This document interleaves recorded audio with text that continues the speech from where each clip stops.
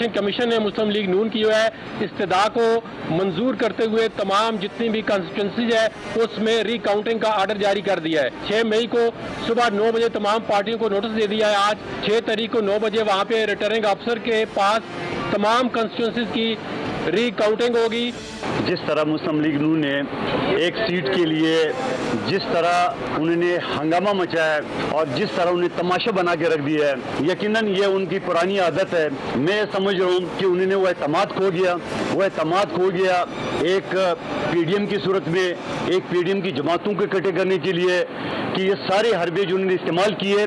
इंशाल्लाह आप गवाह रहना, 6 तारीख को 9 बजे रिकाउंटिंग है। इंशाल्लाह जीत पीपल्स पार्टी को होगी।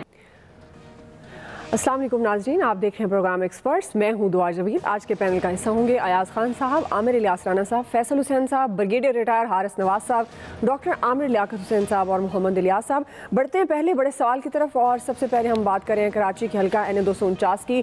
तो यहाँ भी PMLN की दरख्वास्त मंजूर हो गई है और इलेक्शन कमीशन ने दोबारा गिनती का हुक्म दे दिया है। 29 अप्रैल को इलेक्शन हुआ था। पीपल्स पार्टी के उम्मीदवार ने ये नशिस्त जीती थी। ताहम पीपल्स पार्टी के अलावा तमाम जमातों ने नताइज में रद्दोबदल और धांधली के इल्जाम लगाए और PMLN के उम्मीदवार थे मिफ्ताह इस्माइल, जिन्होंने वोटों की दोबारा गिनती की दरख्वास्त दी थी, जिसे आज इलेक्शन कमीशन ने मंजूर करते हुए 6 मई को दोबारा गिनती का हुक्म दे दिया है।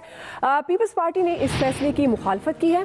PTI और पाक सरजमीन पार्टी ने हल्के में दोबारा पोलिंग का मुतालबा कर दिया है। इस हवाले से PSP ने यह दरख्वास्त इलेक्शन कमीशन को जमा करा दी है, जबकि PTI ने जल्द दरख्वास्त देने का ऐलान किया है। अब मामला यह है कि सिर्फ जीतने वाला ही इलेक्शन से खुश होता है और हारने वाली जमातें इलेक्शन सिस्टम पर एतबार करने को तैयार नहीं। हर इलेक्शन के बाद धांधली का वावेला शुरू हो जाता है। उज़रदारियां रिवायत बन चुकी हैं, लेकिन इलेक्शन रिफॉर्म्स के लिए सियासी जमातें मुत्तफिक नहीं हैं। अब गवर्नमेंट इस्लाहात लाना चाहती है, EVM और ई-वोटिंग पर जोर दे रही है, ताहम ऑपोजिशन इस पर तैयार नहीं है। कल खुशाब में ज़िमनी इलेक्शन होने जा रहा है, आगे जनरल इलेक्शन भी होने हैं। अगर इस्लाहात ना हुई तो जनरल इलेक्शन को कौन तस्लीम करेगा? जाहिर है ये भी एक बहुत बड़ा सवाल है। इसी मुनासबत से एक्सपर्ट्स के लिए पहला बड़ा सवाल है। आमिर इलियास राना साहब, मैं आपसे आगाज़ करी हूँ। हर इंतखाब के बाद एतराज़ात उठाए जाते हैं, हर इलेक्शन के बाद इंतखाबी उज़रदारियाँ होती हैं। क्या अब ऐसे ही चलेगा कि हर इलेक्शन के बाद एतराज़ात उठाए जाएंगे, फिर उनका हल होगा, तो फिर ये आगे चल के जनरल इलेक्शन में सूरत हाल कैसे होगी? इसका कोई मुस्तकिल हल निकल सकता है आपके ख्याल में? देखिए, मुस्तकिल हल तो वही है कि इंतखाबी इस्लाहात की जाएँ और जिसके लिए तमाम सियासी जमातें मुख्तलिफ अंदाज से मुतालबात करती रहती हैं। कल हमने इस पर बड़ी तफसील से बात की थी कि प्राइम मिनिस्टर को पार्लियामेंट को एतमाद में लेना चाहिए, अपोजिशन लीडर से बात करनी चाहिए, फिर जो बड़ी पार्टियां हैं, तमाम पार्लिमानी पार्टियां हैं, मतलब छोटी बड़ी जो भी हैं सियासी जमातें जो नुमाइंदगी रखती हैं पार्लियामेंट में, उन सब से बात करें, जो साहिब राय लोग हैं उनसे बात करें। और इसको सिर्फ ये नहीं कि पार्लियामेंट में, क्योंकि ज़ाहिर है रवैया तो वहीं से शुरू होना है कि हिज़्ब इख्तिलाफ के लीडर से करें, फिर आम पब्लिक के लिए भी ओपन करें कि जी ये चीज़ें हैं, अगर आपके पास कुछ है कि ये जो है ना आम आदमी के जो मसाइल इस वक्त बने हुए हैं, गुर्बत के, भूख के, कपड़ों के, जो उसके लिए मसाइल हैं, उनसे हट के आप इंतखाबी इस्लाहात खेलने लग गए हैं। चूँकि एक ज़िमनी इलेक्शन आ गया है, भाई आपने तो सारे काम ही करने हैं ना, तो फिर उसका ढंग का तरीका नहीं रखते। अब जो इलेक्शन कमीशन ने फैसला किया, इलेक्शन एक्ट 2017 अगर आप देख लें तो उसके तहत ये गुंजाइश मौजूद थी। और फिर ख़ास तौर पे जब हारने और जीतने वाले के फ़र्क से ज़्यादा मुस्तरदशुदा वोट हों तो बिल्कुल क्लियर बात बनती है कि आप उसको रिकाउंट करवा लें। रिकाउंट पहले भी होते रहे, माजी में भी होते रहे, अब भी हो जाएंगे। PSP ने दी अपनी दरख्वास्त, PTI मज़ा ले रही है क्योंकि उन्हें तो पता है कि उनके हक़ाइक़ क्या थे। जो गड़बड़ हो रही है वो यही हो रही है कि जब पीपल्स पार्टी चौथे 5वें नंबर की पार्टी थी, वो नंबर 1 बन गई, तो उनकी भी बात बनती है कि भाई अब तो जीत गए थे, बिल्कुल नोटिफिकेशन तैयार होता और फटाफट होता जब सेशन तो ओथ हो जाता। फिर इंतखाबी उज़रदारियाँ भी कानून का हिस्सा हैं, इंतखाबी ट्रिब्यूनल भी बनते हैं लोगों के लिए, वो इलेक्शन का हिस्सा है। लेकिन गवर्नमेंट किसी भी काम को इस अंदाज से नहीं कर रही है अब तक। जो मेरी दानिश है वो ये है कि इसे मंतकी अंजाम तक पहुंचाना है। वो लाते ही शुगल मेले के लिए हैं कि जी बात बराए बात की जाए, फिर उसके ऊपर कि जी अच्छा जी, अब वो जैसे फवाद चौधरी ने सुबह भी ट्वीट कर दिया कि अच्छा जी फिर हम कह देते हैं, शहजाद अकबर साहब ने कहा है फिर नैब अपनी इस्लाहात खुद कर ले, और हम इलेक्शन कमीशन को उन्होंने 2 ऑर्डिनेंसों का रास्ता दे दिया। भाई इलेक्शन कमीशन के साथ ही आपने करनी है ना, जो वोटिंग की मशीन होनी है जिस पे आपको एतमाद बनाना है। भाई आपसे तो कोई बात नहीं कर रहा, आप जाएंगे लाएंगे, आर्डिनेंस लाएंगे, ये भी तो आप जो ओवरसीज पाकिस्तानीज के साथ खेलने का प्रोग्राम बना रहे हैं, जब तक ये एक्ट ऑफ पार्लियामेंट नहीं बनेगा तो आप कैसे कह देंगे कि आर्डिनेंस जो 3 महीने 4 महीने चलेगा और एक दफा दोबारा हो जाएगा, आप उसको कैसे चलाएंगे? आपको सीरियसली आना पड़ेगा पार्लियामेंट में, अगर आप सब सियासी जमातें ये चाहती हैं, क्योंकि गवर्नमेंट बड़ा भाई होता है, उसको पहले मरहले पे चीजें लानी है। तो फिर शहबाज शरीफ से लेके और बिलावल भुट्टो साहब आ जाएंगे मैदान में कि जी अब खत लिखा है, बुलाया तो आना पड़ेगा।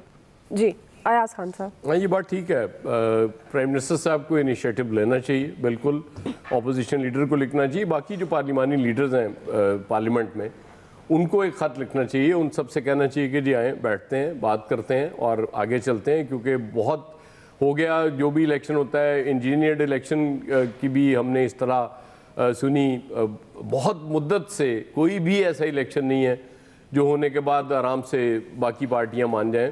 इवन जो इलेक्शन जीती होती हैं पार्टियां, उनके भी बहुत से उम्मीदवार उज़रदारियां डाल रहे होते हैं, वो भी कह रहे होते हैं कि जी मेरे हल्के में धांधली हो गई थी, मुझे रिलीफ दिया जाए। तो एक सिस्टम पूरा जब ख़राब है आपका इलेक्टोरल सिस्टम, जब इलेक्शन में जाते हैं किसी को एतबार ही नहीं है, तो ज़ाहिर है उसको तो ठीक करना चाहिए। लेकिन बात वही है कि जो इक़्तिदार में पार्टी होती है वो जब इनिशिएटिव लेती है तो अपोजिशन पार्टीज उसको नहीं मान रही होती। यही पार्टी जब अपोजिशन में चली जाएगी पीटीआई, तो कल और ये फवाद चौधरी साहब रात एक शो में कह भी रहे थे कि वो मरियम औरंगजेब उनके साथ थी, जब वो कह रही थी कि जी हम नहीं मानते इसको, इस चीज़ को, तो हम खुद लेके आएंगे ये कानून। तो उस वक्त फिर फवाद चौधरी साहब ने कहा कि फिर हम नहीं मानेंगे। तो वो मैं ना मानूं वाली बात तो अपनी जगह मौजूद है, कोई भी सीरियसली इसको ठीक नहीं करना चाहता। देखिए जो पॉलिटिकल पार्टीज रवायती हमारी पॉलिटिकल पार्टीज हैं, उनको ये पता है कि इस सिस्टम से वो बेनिफिशरी हैं। अगर हम ये कराची के एक इलेक्शन की बात कर लें तो पीपल्स पार्टी का उम्मीदवार तो कोई बात ही नहीं कर रहा था ना कि ये जीत भी सकता है। तो वो जब बहुत नीचे से आके जीत गया, डार्क हॉर्स साबित हो गया, तो अब पीपल्स पार्टी को आज बिलावल साहब बड़े मानी खेज अंदाज में कह रहे थे कि 5% से, तो पिछले इलेक्शन में भी बहुत से लोग जीते थे सिर्फ 5% वोट लेके, तो फिर उन सबको भी केसेस हम खुलवाएंगे। तो बात वही है कि जी हम अगर जीत गए हैं तो हमें नहीं छेड़ा जाए, कोई और जीतता है तो वो सिलेक्टेड होता है, हम जब जीतते हैं तो हम इलेक्टेड होते हैं। जब तक ये रवैया रहेगा कुछ फायदा नहीं होगा। ये बिल्कुल आपका सवाल ठीक है, ये सिस्टम ऐसे ही चलेगा। सही जी। डॉक्टर आमिर लियाकत हुसैन साहब, हर इलेक्शन के बाद इंतखाबी एतराज़ात उठाए जाते हैं, इंतखाबी उज़रदारियाँ होती हैं, सवाल ये है आपके ख्याल में क्या अब ऐसे ही चलेगा सब कुछ? नहीं, मैं अयाज भाई की बात से इत्तेफाक करता हूँ कि ये तो नहीं कि आप जीते तो आप जीत गए, दूसरा जीता तो वो सिलेक्टेड हो गया। अब देखिए मुझे अच्छी तरह याद है, और शायद अयाज भाई को भी तारीख याद हो और आमिर भाई भी मौजूद है, फैसल तो खैर कराची के इंतखाबात में थे। एक ज़माना था कि कराची में MKM ने बॉयकॉट किया था कौमी असम्बली के इंतखाबात का, और दूसरे दिन 2 दिन के बाद सूबाई असम्बली के इंतखाबात में वो लोग आ गए थे। तो जो कौमी असम्बली के इंतखाबात का बॉयकॉट किया था, तो दोस्त मोहम्मद फैजी नाज़िमाबाद से जीते थे 8,900 वोट लेकर, और वो कौमी असम्बली के मेंबर बने थे। और उसके बाद फिर जब दोबारा 2 दिन के बाद जब इंतखाबात वापस हुए तो जनाब 40,000 50,000 लोग वोट ले रहे थे। तो लोगों की अदम दिलचस्पी अपनी जगह पर, लोगों ने अगर अदम दिलचस्पी का इजहार किया है, उसकी बुनियादी वजह यह है, वो ये है कि आपने मसाइल हल नहीं किए, आपने कारकर्दगी अपनी दिखाई, आपने हर जगह मेट्रो बन गई है, हमारे पास मेट्रो मिलने अगरबत्ती है, उसके अलावा कुछ नहीं। कराची में मेट्रो मिलने अगरबत्ती आपको मिलेगी, मेट्रो नहीं मिलेगी, बाकी तो जगह मेट्रो है। तो लोग परेशान हैं, लोग कहते हैं हमसे जो वादे किए वो तो पूरा आपने किए नहीं, और लोग इसलिए वोट देने के लिए भाग गया ना। कोविड का मसला नहीं था, कुछ नहीं था, लोग इसलिए नहीं निकले, कैंडिडेट आपने सही नहीं खड़ा किया, मशवरा आपने नहीं किया, कराची की तंजीम में आपकी उखाड़ पिछाड़ है। ये मैं पीटीआई की बात करूँ। अब आप आ जाए पीपल्स पार्टी की तरफ, तो पीपल्स पार्टी भाई कौन कह सकता था, सही कह रहे हैं, कौन कह सकता था कि मंदू खेल साहब जो है वो इलेक्शन जीत जाएंगे। लेकिन मंदू खेल साहब वो साहब है जिन्होंने अदालतों के चक्कर लगाए, कई खवातीन के जो खुला के केसेस हैं उनको हल कराया, कई बच्चों के केसेस हल कराए, लोग उनको जानते हैं कि वो एक मशहूर आदमी थे, उन्होंने कर लिया। अब उसके बाद होना ये चाहिए था कि हम सर जोड़ के बैठते, यानी इस पर हम रिफॉर्म्स लेकर आते, लेकिन नहीं, हम बैठने को तैयार नहीं है। कॉल उनके अयाज भाई की मैं ना मानूं, तो वो कह रहे हैं मैं ना मानूं, तो भाई भी ना मानो, फिर कोई ना माने एक दूसरे की, लड़ते रहो आपस में, तो फिर तो ऐसे ही होगा। जी ब्रिगेडियर साहब देखें, दुआ जब बात की है कि हर दफ़ा इलेक्शन होते हैं, हर दफ़ा हम कहते हैं रिगिंग हो गई, उसके बाद धांधली कर दी, वोटों की गिनती गलत कर दी, और उसके बाद आपने 10 से 15 बोगस वोट डाल दिए, इकट्ठे ठप्पे लगा दिए गए, what is answer? I think हमें एटलीस्ट हमें अपने इस ग्रुप में वी शुड बी कंसेंसस के पाकिस्तान में इलेक्ट्रॉनिक बायोमेट्रिक सिस्टम होना चाहिए, ई वोटिंग होना चाहिए, इलेक्ट्रॉनिक मशीन होने चाहिए। हाँ, ये तरीकाकार हम देख सकते हैं कि it should be full proof, को न्यूट्रल टीम बनाए जिसमें किसी को कोई डाउट ना हो। सेकेंड इलेक्ट्रल रिफॉर्म्स की अगर आपको सबदा बनाएं तो वो आप सबको सर्कुलेट करें और उसमें बड़ी डिटेल में इवन यहाँ तक कि जो 5% वोटिंग है एक कैंडिडेट लेके पास आ रहे हैं, ये भी उसमें होना चाहिए कि कम से कम 10, 15, 20% तो वोट ले अपने हल्के का, टू रिप्रेजेंटेटिव तो हो उनका। और उसके बाद फिर जाहिर है कि प्राइम मिनिस्टर को जो बाकी साहब ने बात की है बिल्कुल ठीक है, प्राइम मिनिस्टर को पहले अनाउंस करना चाहिए नेशनल डायलॉग इसके ऊपर, इलेक्ट्रल रिफॉर्म्स पर और बाकी चीज़ों में नेशनल डायलॉग की बात करें। Then should write a letter to तमाम पार्टी लीडर्स को और इसके ऊपर मुज़ाकरात करें। इसको ये आना का मसला नहीं बनाना चाहिए। बिल्कुल, ये बहुत ही मसाइल में हमारे मुल्क के लिए, इसलिए यहाँ पर अब खत्म कर देना चाहिए। जिसने करप्शन किए जब केस चल रहे हैं ना वहाँ डिसाइड होते रहेंगे। एलिमेंट देयर आउटसाइड तो वो पोलिटिकल पार्टीज हैं और उनके साथ बात करें, मुज़ाकरात करें, लेकिन हर हालत में हमें इस पर जाना चाहिए।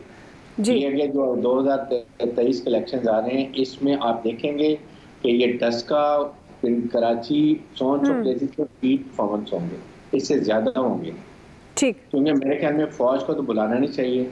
जिस तरीके से फौज पे इल्जाम लगाए गए और लगाए जाते हैं, उसके बाद फिर देखेंगे कि पुलिस और रेंजर्स कैसे मैनेज करती है, रेंजर्स पंजाब में कैसे करते हैं, सारी चीजों को हमने देखना है और उसके बाद यही होना चाहिए। हाँ, इसका तरीकाकार करें, फुल प्रूफ करें और इंश्योर करें कि ये तमाम पहलुओं को देख के बायोमेट्रिक सिस्टम लाए। सही जी। फैसल हुसैन साहब, अभी देखें ना कि मुस्लिम लीग नून जो है 2018 में करप्शन जो इंतखाबी बेकायदगियों का इल्ज़ाम किस पे आयद करती है? फ़ौज के ऊपर करती है। लफ्ज़ इस्टेब्लिशमेंट इस्तेमाल करते हैं, इशारा तो फ़ौजी होता है ना। अभी ये जो ज़मनी इलेक्शन के वोटों को सील करने का वक्त आया तो मुस्लिम लीग की क़यादत ने किससे मुतालबा किया कि इन वोटों को जो है वो सील कर लिया जाए?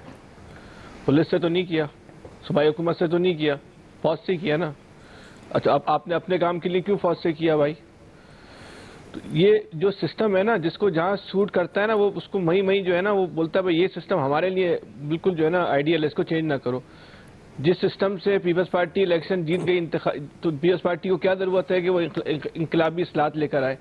ये सिस्टम पीपल्स पार्टी को अंदरूनी सिंध का जो है उसने बादशाह बना के रखा हुआ है, तो पीपल्स पार्टी को जो है वो क्या ज़रूरत है कि वो इंतखाबी इस्लाहत लेकर आए?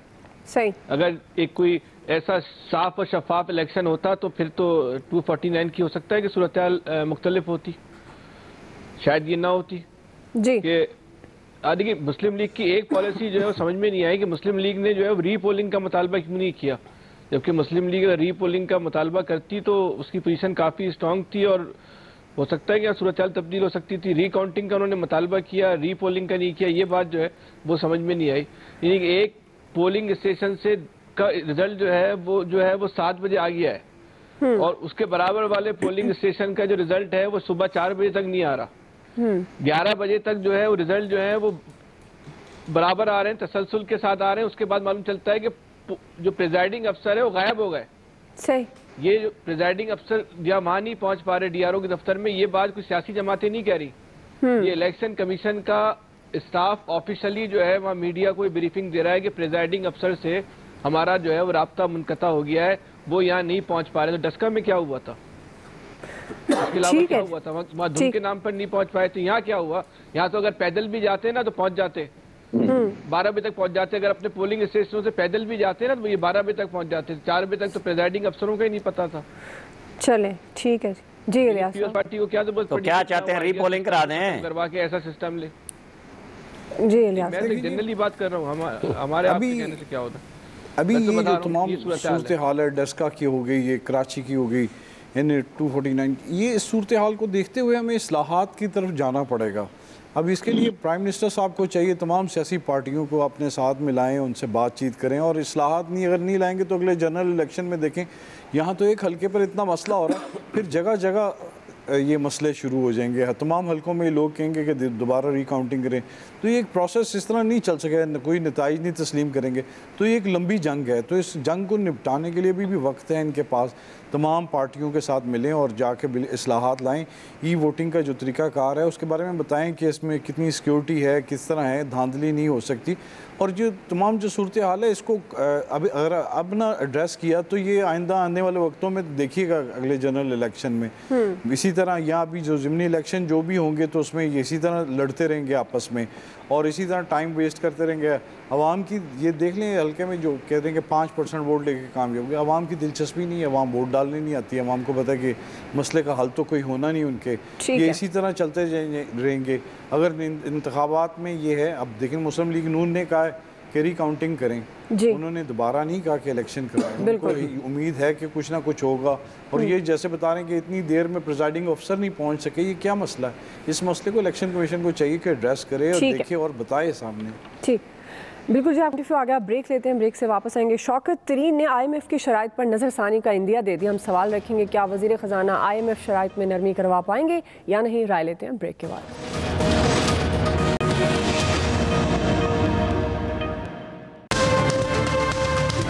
हमें इस वक्त जो हमारी इस वक्त कंडीशन है उसमें देखना पड़ेगा कि क्या ऐसी चीज़ें हैं जिसमें हमें उनसे रिलीफ मांगनी पड़ेगी। ये बेस इफेक्ट है, पिछले साल में इस वक्त इन्फ्लेशन जो थी वो गिर गई थी, तो अभी उतनी इन्फ्लेशन 2% से दिख रही है, बढ़ रही है। बट हम इसके ऊपर बहुत price stability is important for us और इस पर सारे एक्शन ले रहे हैं।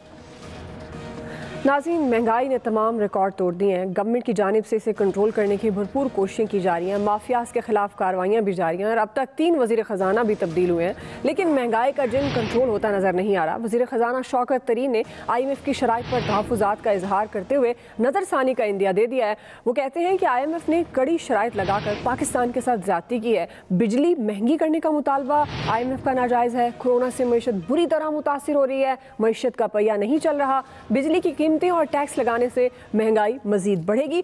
शौकत तरीन साहब ने मुआशी इस्तेहकाम के लिए सख्त फैसलों और रिफॉर्म्स की तजवीज़ देते हुए ये वाज़े किया है कि मुल्क में शॉर्ट, मीडियम और लॉन्ग टर्म पॉलिसी नहीं, बल्कि चीन, तुर्की और भारत की तरह मुआशी पॉलिसीज़ को बरकरार रखने की ज़रूरत है। उन्होंने साथ ही ये खबरदार किया है कि अगर GDP ग्रोथ 5% तक ना गई तो फिर मुल्क का अल्लाह ही हाफिज़ है। इसी हवाले से सवाल ब्रिगेडियर साहब मैं आपसे आगाज़ करी हूँ।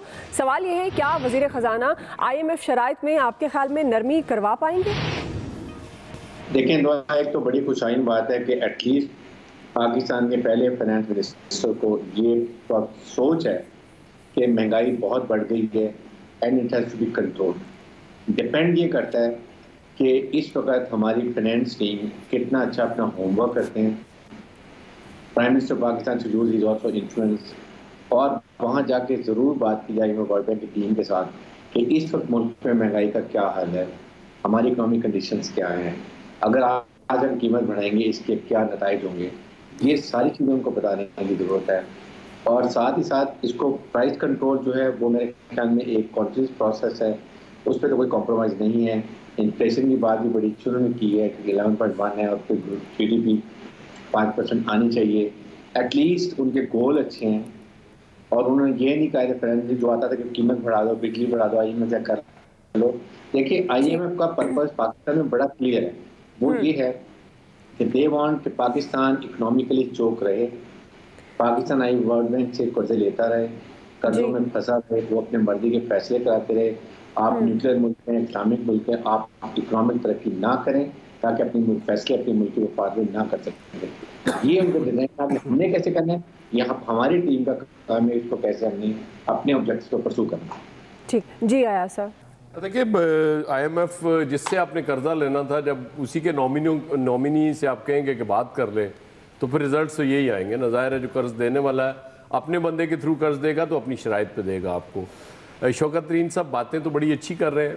प्राइम मिनिस्टर साहब को इन्होंने कह भी दिया था वज़ीर ख़जाना बनने से पहले कि ये मैंने करना है जाके, और फिर मुझे इसमें फ्री हैंड होना चाहिए। अब एक बात तो ये है कि प्राइम मिनिस्टर साहब कब तक बर्दाश्त करेंगे शौकत तरीन साहब को, ये बड़ा इंपॉर्टेंट सवाल है। बिल्कुल सही बात। और ये बिल्कुल लॉजिकल बात है कि जब कोरोना की वजह से मईशतों का बेड़ा गर्क हुआ है, उस वक्त आपने उनकी ये डिमांड मान ली कि जी हम बिजली के नर्ख बढ़ा देते हैं, तो इसका मतलब है कि आपने निगोशिएशन तो की नहीं। वो जो कह रहे थे आप मान रहे थे। एक तो मेरे इतला के मुताबिक एक तो नॉमिनी चला गया IMF का, शायद बहुत जल्द दूसरा भी चला जाए। आप मुझसे डिटेल ना पूछिएगा, आपकी मेहरबानी है। तो शौकत तरीन साहब ये कह भी चुके हैं कि अगर और कुछ नहीं किया जा सकता तो हमें लोगों की तनख्वाहें बढ़ानी पड़ेंगी। तो तनख्वाहें सरकारी मुलाजमीन की बढ़ जाएंगी। ज़ाहिर है सरकारी मुलाजमीन की बढ़ जाती हैं तो प्राइवेट मुलाजमीन भी, चूँकि इसी वो उसका मुआशरे का हिस्सा होते हैं, बिल्कुल। लेकिन उसकी तनख्वाह बढ़ाने के लिए ज़रूरी है कि मईशत इतनी मजबूत हो जाए, इतनी ज़बरदस्त ग्रोथ रेट हो जाए कि फिर उसको भी ज़ाहिर समरात मिलते हैं। तो ज़्यादा तवज्जो इस चीज़ पे देनी चाहिए कि वो जो 5% की ग्रोथ की बात कर रहे हैं पहले उस तरफ जाया जाए, तो फिर ऑटोमेटिकली चीज़ें बेहतर होना चाहिए। लेकिन हम अपनी तनख्वाह के लिए आपको रिक्वेस्ट कर सकते हैं, दरख्वास्त दे सकते हैं। डॉक्टर आमिर लियाकत हुसैन साहब। जी बहुत शुक्रिया। असल में बात ये कि ये भी तरीन है, तो मुझे तो डर है कि ये तरीन है तो कितने करीब तरीन रह सकते हैं। तो तरीन जितने होते हैं वो दूर तरीन हो जाते हैं।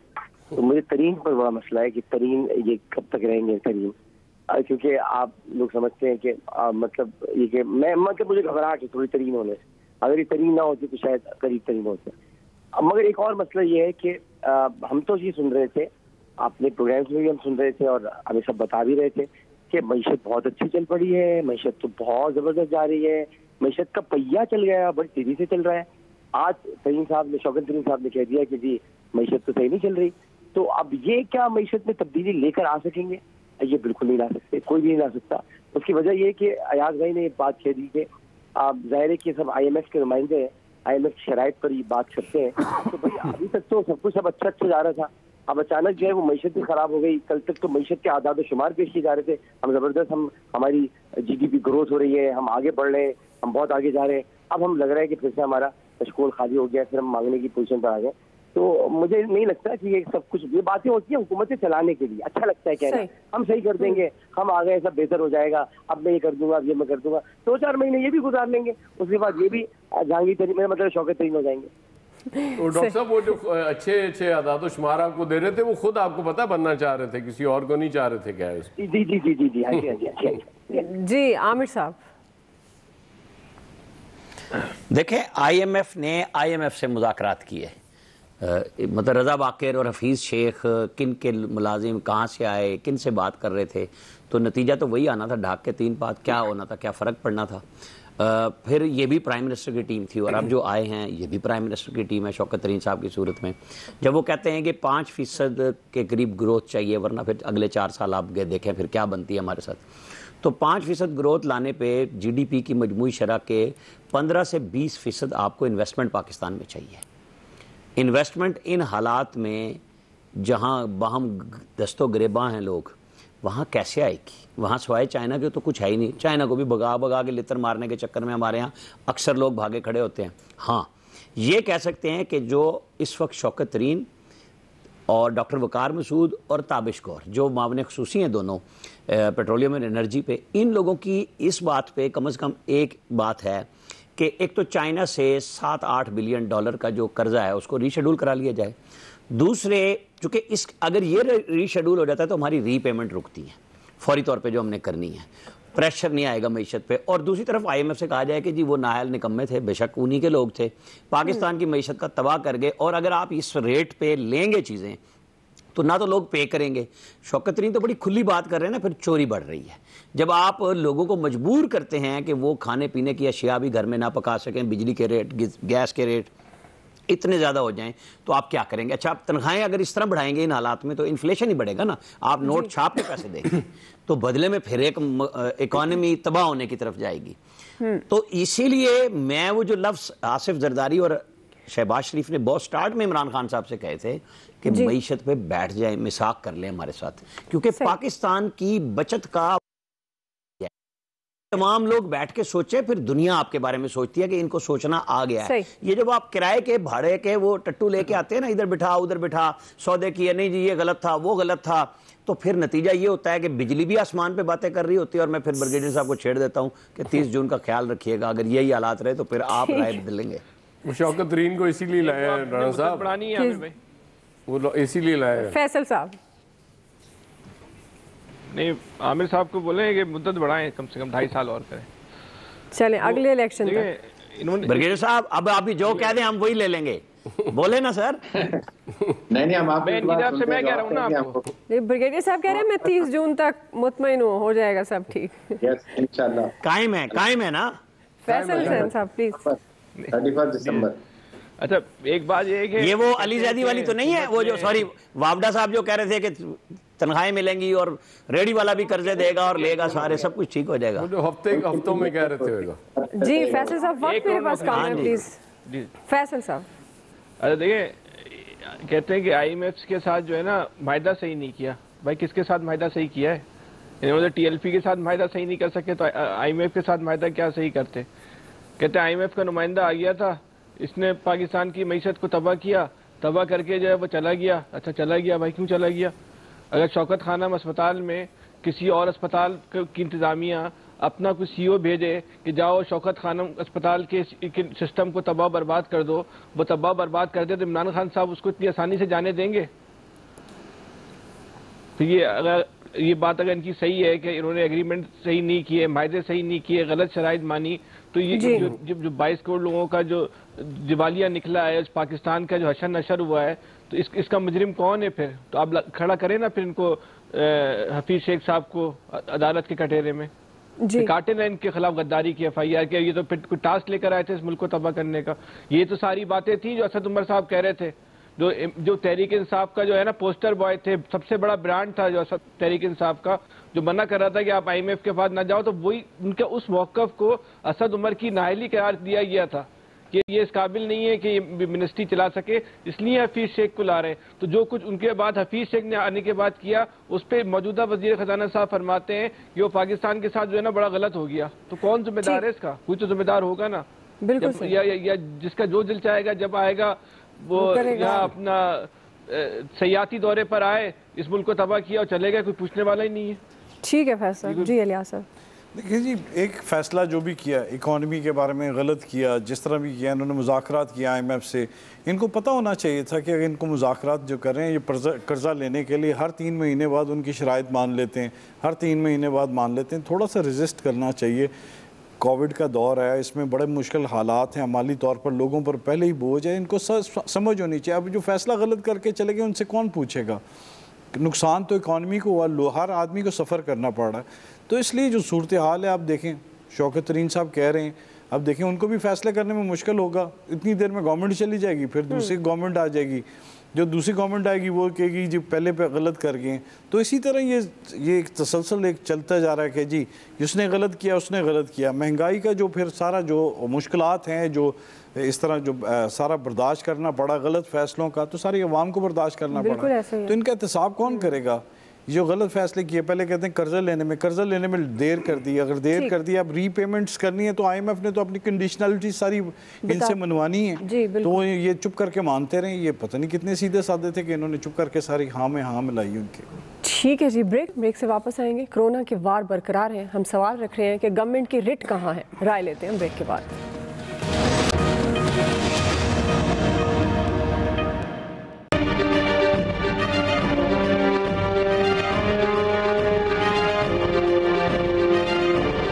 ये तो इंतजामिया का फर्ज बनता है कि आप देखें यहाँ इंतजामिया को बंदा कोई नजर नहीं आएगा। लोग बच्चों के साथ आते हैं, थोड़ा सा ये है कि वो बच्चों को मास्क नहीं पहना रहे, तो लोगों से ये रिक्वेस्ट है कि बच्चों को भी मास्क पहनाएं। ईद की शॉपिंग भी करें, लेकिन कम से कम कोशिश करें जो SOPs बताई गई है गवर्नमेंट की तरफ से उससे प्रॉपर अमल करें। अगर वो अमल नहीं करेंगे तो जो हुकूमत जो है वो पक्का लॉकडाउन लगा देगी, इसमें आवाम का भी नुकसान है। ग्राहक आते ही 5 बजे के टाइम में निकल के उसके 1 घंटे के बाद आप दुकानें बंद करवा दो, क्या काम करेगा बंदा? तो परेशानी तो है सबके साथ। एहतियात जरूरी है, जो कर रहे हैं वो भी ठीक है। नाज़रीन, मुल्क भर में कोरोना के वार तेज़ी से जारी हैं। गुज़श्ता 24 घंटों में मज़ीद 161 अफराद जाँ बहक हो चुके हैं। ताहम मस्बत केसेस में मामूली कमी के बाद तकरीबन 3,500 नए मरीज़ रजिस्टर्ड हुए हैं।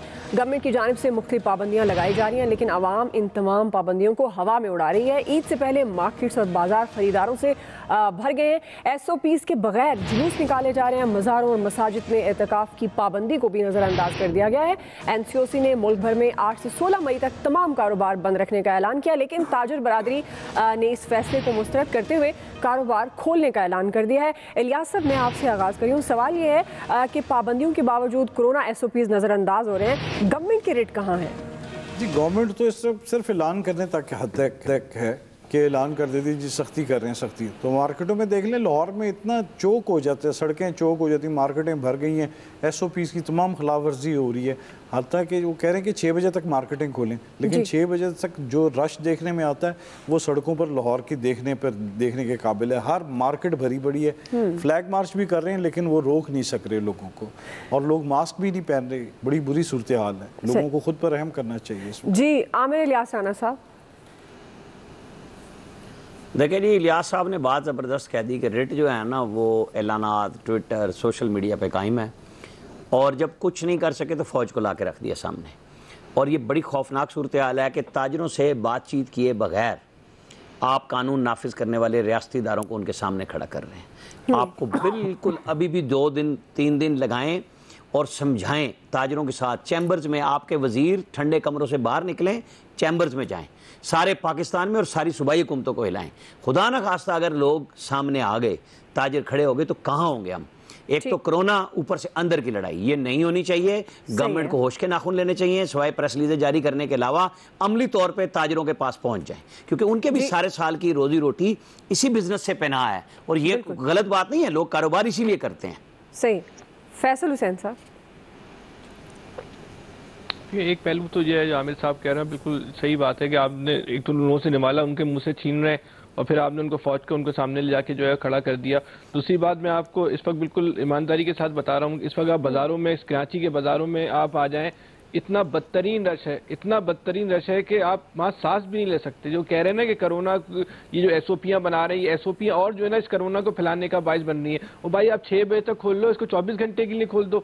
ये जो आप 8 दिन के लिए बिला वजह में बंद कर रहे हो, इसको तो आप बोलो कि हम बंद नहीं करेंगे अगर रश को तोड़ना है। ये इतने जाहिल लोग पॉलिसी मेकर्स हैं, इनको बुनियादी शऊर नहीं है। किस तरह की पॉलिसियाँ बना रहे हैं कि रश को तोड़ने के बजाय वो पॉलिसियाँ बनाई हैं जहाँ रश का गैर मामूली इजाफा हो गया, और उनके सामने आपने फौज को लाके खड़ा कर दिया।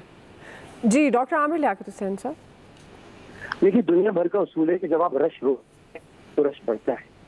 तो रोकेंगे, किसी भी ट्रैफिक को खड़े होकर सामने रोकेंगे तो पीछे गाड़ियों की लाइनें लगती चली जाएगी। लेकिन अगर आप चलता रहने देंगे और ये चलता रहेगा जैसे बहते समंदर की तरह, तो फिर इस तरह नहीं होता कि रश लग जाएगा। बिल्कुल सही कह रहे हैं फैसल हुसैन साहब, और बिल्कुल सही कह रहे हैं आमिर भाई भी, कि देखिए ये नहीं हो सकता कि आप ताजरों से मुज़ाकरात किए बिना आप फौज के सामने लाके खड़ा करते। ताजरों को भी तो कमाने का यही सीजन उनका होता है, वो बेचारे कब कमाएंगे, यही कमाने का वक्त है।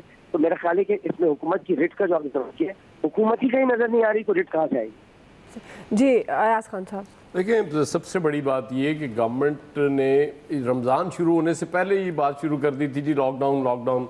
अच्छा, लोग जॉग दर जॉग निकलते हैं, उनको लगता है कल से दुकानें बंद हो जाएंगी। अब आपने बाकायदा अनाउंस कर दिया, और फिर हमारी कौम को आदत है, हम जल्दी नहीं उठते, जल्दी नहीं जाते बाज़ारों में, हमने लेट जाना होता है। इसलिए ये 6 बजे की टाइमिंग ही समझ नहीं आ रही मेरी। तो कम से कम 10-12 बजे तक बहुत से बिजनेसेस हैं, उनको रखना चाहिए था। और वैसे फैसल की बेस्ट वो है कि ये कहें कि हम चूँकि रश तोड़ना चाहते हैं, इसलिए हम ईद तक 24 घंटे ओपन कर रहे हैं इनको, बाज़ारों को। आप एकदम रश ना करें, आराम से जाएं और यकीन करें हालात बेहतर हो जाए। बिल्कुल, आपकी एडवाइस बिल्कुल ठीक है, और इस तरह से इस रश को तोड़ा भी जा सकता है, क्योंकि अब वक्त कम होता है और फिर मुकाबला सख्त होता है बहुत ज़्यादा। नॉर्मली जिन सड़कों पर रश नहीं भी होता था, वहाँ भी रश नज़र आता है। जी, ब्रिगेडियर साहब। देखें, बहुत सिंपल सी बात है, गवर्नमेंट को, प्रोविंशियल गवर्नमेंट्स को, ताजर बरादरी को बुलाते, उनसे एक कंडीशन रखते कि हम आपका कोई टाइम डिस्टर्ब नहीं कर रहे हैं, वी आर ओपन, ईद आ रही है, वी अंडरस्टैंड कि आपने सारे साल की ये मौका तैयार करने का, लेकिन कोई दुकानदार एक चीज़ किसी को नहीं बेचेगा जब तक उस गाहक ने अपना मास्क नहीं पहना होगा और सोशल डिस्टेंस रखा होगा। जो करेगा हम सिर्फ उसकी दुकान बंद कर देंगे, और उनको अपना सिस्टम इवॉल्व करने देंगे। अगर 10 दुकानें, दुकानदार खुद इंश्योर करें, अगर प्लाजा है तो वहाँ प्लाजा की एडमिनिस्ट्रेशन वो होती है, वो करें। अगर इस तरह कर लेंगे तो ये प्रॉब्लम हल हो जाएगी। ये अभी लोग पैनिक में, और वाकई पैनिक में हैं, इसलिए कि आप लोगों ईद आ रही है, बच्चों को नहीं पता कि कोविड है, क्या प्रॉब्लम है। So you have to regulate, और रेगुलेट करके करें तो मेरे ख्याल में इंशाल्लाह ये प्रॉब्लम हल हो सकती है। ठीक है ब्रिगेडियर साहब, आ गया आज के एक्सपर्ट से इतना ही। फीडबैक दीजिएगा, ख्याल रखिए, अल्लाह।